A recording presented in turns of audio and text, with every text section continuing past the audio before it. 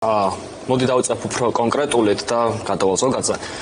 ჩვენ რო ვუყუროთ მაგალითად იმედს აღმოვაჩენთ თუ როგორ გავს მათი პროპაგანდა რუსულ არხებს და რუსულ მედიას. და რო შევხედოთ ირაკლი რუხაძის პოლიტიკურ და რაღაც ბიოგრაფიულ მხარეს აღმოვაჩენთ რომ ის არის ზუსტად ისეთივე ადამიანი როგორც კრემლში ყავთ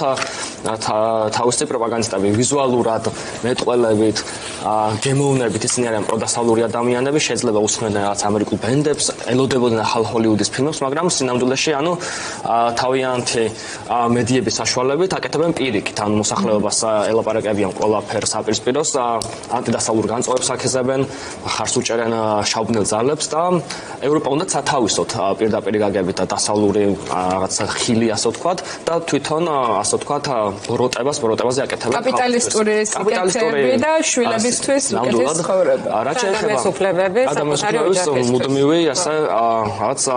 ექსკლუზიურად მორგება და არა ვთქვათ სხვებისთვის გაზიარება რაც შეეხება ამ ნარატივებს რომლებიც უკვე თითქმის 3 წელია ხო ხდება დაწეული გლობალური პარტია დამთავრებული აბაუმი გინდათე ცხადია რომ 3 წელი საკმაოდ დიდი დრო არის რომ ქართულ და პრინციპში ჩვენს პოლიტიკურ და ინტელექტუალურ ელიტებს შეძლებოდათ რომ ამის საპირისპირო არგუმენტები, პოზიციები და იდეები გამოიხადათ, მაგრამ რატომღაც იყო შთაბეჭდილება რომ არავინ ლაპარაკობდა ამაზე და მათ შორის ჩემს პასუხისმგებლობასაც ვიზიარებ, იმიტომ რომ როგორც ისტორიკოსი ვხედავდი თუ როგორ გავდა მათი რიტორიკა რაღაც ფაშისტურ და ნაცისტურ რიტორიკას. უბრალოდ სიტყვები იყო შეცვლილი რაღაც ბრძენკაცები და სიონიზმი იყო და ჩასმული იყო გლობალურობის პარტია და რა თქმა უნდა ამაში შეგვეშალა, მაგრამ ანუ იმიტომ ვართ სამოქალაქო საზოგადოება რომ ამაზე თვალსგასწორება შეგვეძლოს და ყველაფერთან ერთად ამაზე ფიქრის და დისკუსიას და მე მგონი იმიტომ ვართ თქვენს და ჩვენს სამ ისტორიკოს და სამი ჟურნალისტი რომ ამაზე ვილაპარაკოთ. გარდა ამისა ვფიქრობ რომ ანუ ერთ-ერთი მნიშვნელოვანი ხაზი არის ისიც რომ ჩვენ საკმაოდ დიდი დრო დაუკარგეთ ინტერნეტ კუთხით კონკრეტულად პროფესიის მქონე ადამიანებმაც აქ არ არის მარტო პოლიტიკოსებზე ლაპარაკი. პოლიტიკოსებს თავისი ამოცანა აქვს, მაგრამ ეს პოლიტიკური პროცესი ჩვენს გვეხება როგორც მოქალაქეებს. ამიტომ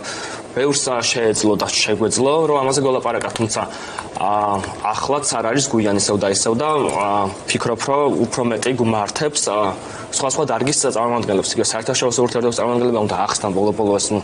ომში ჩაბმა რას ნიშნავს, ან რამდენად ეს რეალური, იმიტომ რომ შევხედოთ უბრალოდ Google-ის თანამგზავრებიდან ბაზებიც არიელია ცხინვალში და აფხაზეთში და ვინ უნდა შემოვიდეს, აბა რა ომზეა ლაპარაკი, ხო? და კიდევ ერთი დეტალი. და ზეწოლა ახალი ამბებიც რომ შემოვიტანოთ დონალდ ტრამპის ბოლო განცხადება ვინც ნახა ომის დასრულებისკენ იმგვარი ზეწოლა არის, სადაც მუქარის ელემენტიც იყო, რომ თუ არ დაასრულებთ კიდევ უფრო მეტს მიიღებთ თქვენ. ომში ცოტა ეცლება უკვე ობიექტური მოცემულობები გარშემო რაც ქონდა მთელი ამ წლების განმავლობაში უკრაინაში რუსეთის ომის სახით, მაგრამ ახლა შემოაქვთ რაღაც რომ აი დასავლეთში მარცხდება ვოლკიზმი, თითქოს ლიბერალური დემოკრატია მარცხდება და ამათი ფსევდოკონსერვატორობა თითქოს უდრის დასავლეთში კონსერვატორულ ტალღას. ახალ რელსებზე გადადიან ხო რაღაც. ბუნებრივი არის მაგას რო ეზავდნენ, იმიტომ რომ ჩვენ დავაკვირდით უბრალოდ როგორ იცვლებოდა პოლიტიკური რიტორიკა და სახეების, იდეებისა და იდეოლოგიების აღქმა და რეპრეზენტაცია მედიის კუთხით, ანუ გახარიაზე პირობითად და ბევრ სხვა ყოფილი ქართლოსნების წარმომადგენელზე და მხარდამჭერზეც, ხო? ანუ იყო რომ ისინი იყვნენ ძალიან კარგი ადამიანები, ძალიან ქველი ადამიანები, ძალიან კეთილი ადამიანები და უცებ გახდნენ მტრები, შეირაცხნენ რაღაც კეთროვნებად და ასე შემდეგ და ასე შემდეგ. ხო, ამიტომ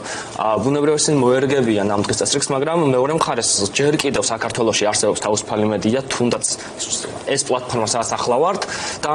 უნდა ვილაპარაკოთ იმაზე, რომ რამდენად აბსურდულია მათი კონსერვატორობა, იმიტომ რომ როცა ლაპარაკობ კონსერვატორობაზე, ამერიკელი კონსერვატორები იცავენ კბილებით კონსტიტუციას მაგალითად და ქართული კონსერვატორი ყოველდღე არგოს კონსტიტუციას, ანუ და ღირებულებს რაშუაში კონსერვატიზმი და შალვა რამიშვილი ანეკდოტია მაგალითად. მაგალითად და უბრალოდ აი მესმის რომ ძალიან ბევრი მუხლია კონსტიტუციაში, მაგრამ პირველი 20 მუხლი რო წავიკითხოთ კონსტიტუციის, ეგრევე მივხვდებით რომ ანუ ყველაფერი 20-ვე მუხლი დარღვეულია. ანუ დაწყებული პრეამბული დამთავრებული გამოხატვის თავისუფლებით და სინდისის თავისუფლებით და გაფიცვის თავისუფლებით თუნდაც ანუ ვერ ხდება გაფიცვები ქვეყანაში ხო ვერც სამართალი სამართლობს და ასე შემდეგ ამიტომ ამერიკელი კონსერვატორი კონსტიტუციაზე ლაპარაკობს ქართველი არ ყვევს ამერიკელი კონსერვატორი ლაპარაკობს ადამიანის უფლებებზე ქართველი კონსერვატორი ჭალებში კონსერვატორი არ ყვევს რო ლაპარაკობენ ბავშვების უფლებებზე საქართველოში ბავშვებს ურტყავენ და რა ქვია აშიმშილებენ და ანუ ამების მარშრუტკების ეგრეთ წოდებული მარშრუტკების მოწყობაც არ ვიცი როგორ თავსდება ამ ქრისტიანულ ღირებულებებთან და კონსერვატივსთან რასაც გვთავაზობენ